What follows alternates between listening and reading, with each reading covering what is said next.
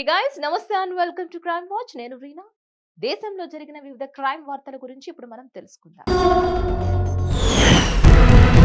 కర్ణాటకలో చిత్రదుర్గలో ఓ దారుణం వెలుగు చూసింది. ఒకే కుటుంబానికి చెందిన 5గురి అస్థి పంజరాలని పోలీసులు కనుగొన్నారు. వీరిలో రిటైర్డ్ ప్రభుత్వ ఎగ్జిక్యూటివ్ ఇంజనీర్ జగన్నాథ్ రెడ్డి, అతని భార్య ప్రేమ, కుమార్తె త్రివేణి, కుమారులు కృష్ణ, నరేంద్రలు ఉన్నట్లుగా పోలీసులు భావిస్తున్నారు. ఒక గదిలో ఒక అస్థి పంజరం, మరొక గదిలో మిగిలిన 4 లభించాయి. తండ్రి వయసు 85 సంవత్సరాలు కాగా తల్లి వయసు 80 సంవత్సరాలు. పిల్లల వయసు వరుసగా 62, 60, 57 ఉన్నట్లు పోలీసులు నిర్ధారించారు.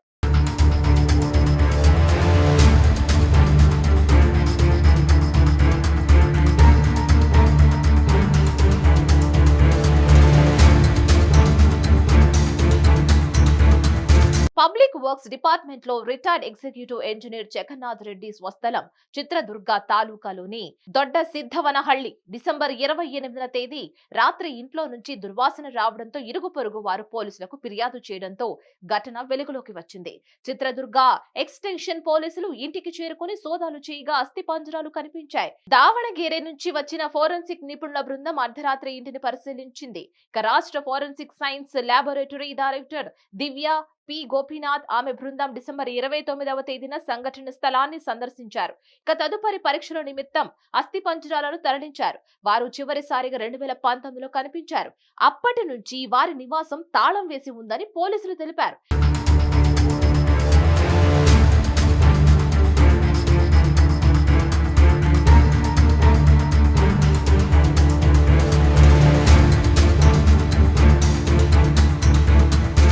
ఇంటిలోని ఒక గోడకు వేలాడుతున్న క్యాలెండర్ లో జనవరి 2019 అని ఉంది. దీన్ని బట్టి అప్పటి నుండి క్యాలెండర్ మార్చలేదని తెలుస్తుంది. 2019 నుంచి కరెంటు బిల్లులు కట్టలేదు. మొదట 3 అస్థి పంజరాలు లభించాయని చిత్రదుర్గ పోలీస్ సూపరింటెండెంట్ ధర్మేంద్ర కుమార్ మీనా మీడియాకు తెలిపారు. తర్వాత ఎఫ్ఎస్ఎల్ బృందం క్షుణ్ణంగా తనిఖీ చేసిన తర్వాత మరో 2 అస్థి పంజరాలు వెలుగు చూశాయి.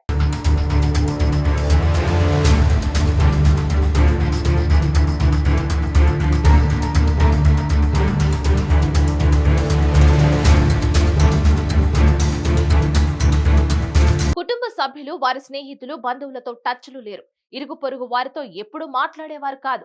తదుపరి విచారణ తర్వాత మాత్రమే చనిపోయిన వారి గుర్తింపును నిర్ధారించగలమని పోలీసులు తెలిపారు. తూర్పు రేంజ్ ఐజీపీ కె త్యాగరాజును కూడా సంఘటన స్థలాన్ని సందర్శించారు. దావణగేరేలోని ఫోరెన్సిక్ సైన్స్ ల్యాబొరేటరీ నిపుణులను పిలిపించి ఆధారాలు సేకరించారు. సాక్ష్యాలను తారుమారు చేయకుండా నేరం జరిగిన ప్రదేశాన్ని సీలు చేశారు.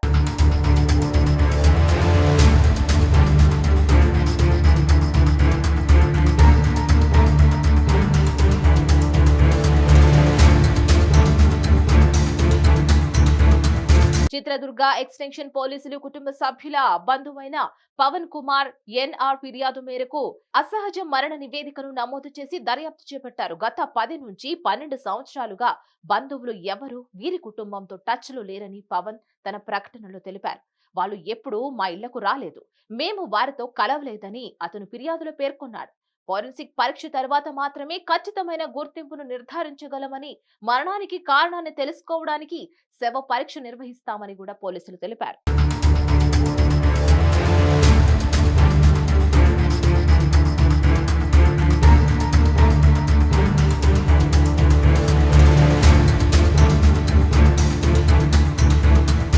కుటుంబం చివరిసారిగా జూన్, జూలై 2019లో కనిపించింది. ఇంటికి ఎప్పుడు తాళం వేసి ఉంటుంది. సుమారు 2 నెలల క్రితం మార్నింగ్ వాక్ కి వెళ్లిన వారు వారి ఇంటి మెయిన్ తలుపులు విరిగిపోయిందని గమనించారు.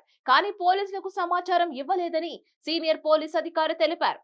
ఇంట్లో పలుమార్లు దొంగలు పడ్డ ఆనవాళ్లు కూడా ఉన్నాయి.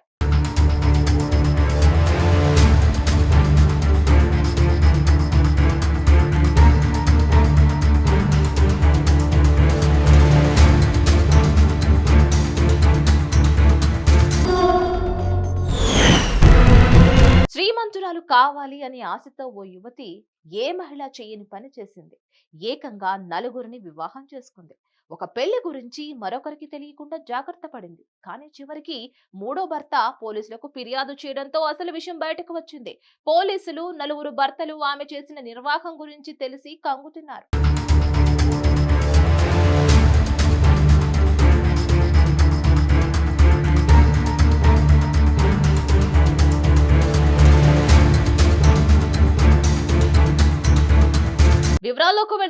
కర్ణాటకలోని దావణగిరి జిల్లాలోని కేటీజే పోలీస్ స్టేషన్ పరిధిలో నివసించే యువకుడు ప్రశాంత్ 2 ఏళ్ల కిందట రైలులో ప్రయాణిస్తున్నాడు. ఆ సమయంలో అతడికి 25 ఏళ్ల స్నేహ పరిచయం అయింది. మండ్య జిల్లా పాండవపురకు చెందిన యువతిని తనను పరిచయం చేసుకుంది.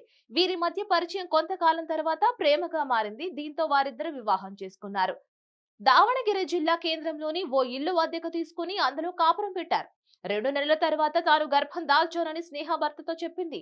కొంతకాలం తన పుట్టింటికి వెళ్లి వస్తానని చెప్తే దానికి ప్రశాంత్ ఒప్పుకున్నాడు.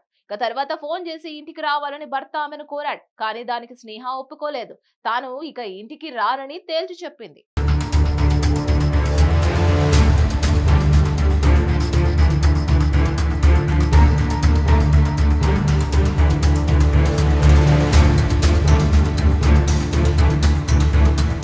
భార్య ఇచ్చిన సమాధానంతో అతనికి ఏం చేయాలో అర్థం కాలేదు. వెంటనే స్నేహ గతంలో ఇచ్చిన అడ్రస్ ను వెతుక్కుంటూ ఆమె పుట్టింటికి వెళ్లి చూశాడు. కానీ అక్కడ భార్య కనిపించలేదు.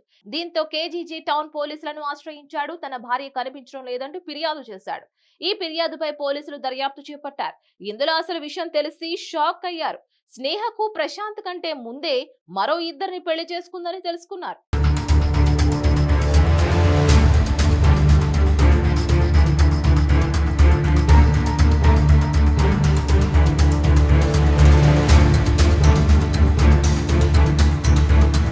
తర్వాత స్నేహ ఎక్కడ ఉంటుందో తెలుసుకొని పోలీసులు అక్కడికి వెళ్లారు. కానీ ఆలోపే ఆమె బెంగళూరుకు చెందిన రఘు అనే యువకుడితో 4వ పెళ్లి అయిపోయిందని తెలిసింది. స్నేహ వ్యవహారం అంతా అతనికి చెప్పడంతో అతడు షాక్ గురయ్యాడు. వాస్తవానికి ఆమెకు కొన్నాళ్ల కిందట మహేష్ అనే యువకుడితో పెద్దల వివాహం జరిపించారు. కానీ అతన్ని కొంతకాలం తర్వాత స్నేహ వదిలేసింది. తర్వాత బెంగళూరుకు చెందిన వెంకటేష్ అనే యువకుడిని పెళ్లాడింది. కొంతకాలం తర్వాత అతన్ని విడిచిపెట్టింది. ఆ తర్వాత ప్రశాంత్ ను వివాహం చేసుకుని అదే పని చేసింది. మళ్లీ చివరిసారిగా రఘును వివాహం ఆడింది. ప్రశాంత్ ఫిర్యాదు ఆధారంగా పోలీసులు ఆమెను అరెస్ట్ చేశారు.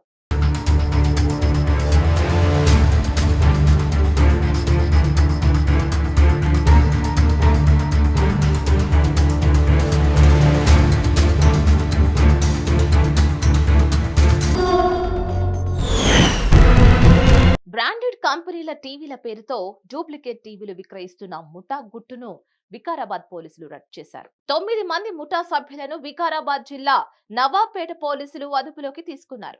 పరారీలో ఉన్న మరో 2 కోసం పోలీసులు గాలిస్తున్నారు. నవాబ్పేట మండలం పులుమామిడి దగ్గర వాహనాల తనిఖీల సమయంలో ముఠా సభ్యులు పట్టుబడినట్లు తెలుస్తోంది.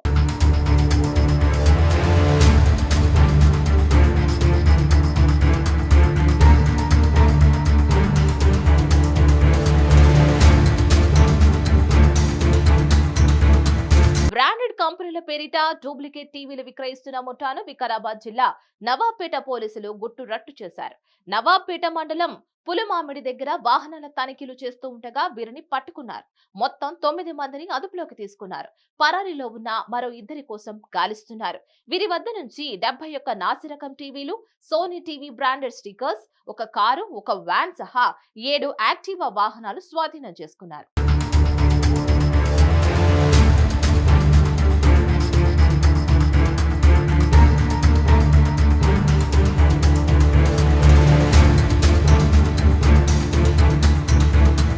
ఈ ముఠా డూప్లికేట్ టీవీలకు బ్రాండెడ్ కంపెనీల స్టిక్కర్లు వేసి గ్రామాల్లో విక్రయిస్తున్నట్లు పోలీసులు నిర్ధారించారు.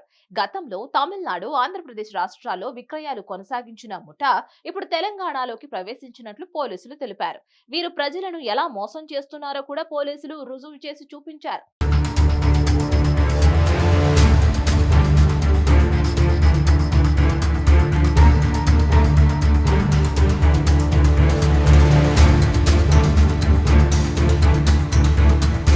మరి ఈ ముఠా సభ్యులు ఆండ్రాయిడ్ టీవీని సోనీ కంపెనీ సాఫ్ట్వేర్ చేసి 10 సెకండ్లలో సోనీ కంపెనీ టీవీగా మార్చారు. ఢిల్లీలో ఉండే పవన్ శర్మ, సలీంలు ఈ ముఠా సభ్యులను గ్రామంలోకి పంపి విక్రయాలు కొనసాగిస్తున్నట్లు పోలీసులు గుర్తించారు. వారి కోసం ప్రత్యేక బృందాలను రంగంలోకి దించారు.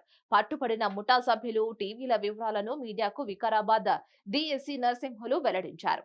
నాణ్యత లేని టీవీల గుట్టు రట్టు చేసిన సిఐ ఆంజనేయులు, ఎస్ఐ భరత్ భూషణ్లను డిఎస్సి అభినందించారు.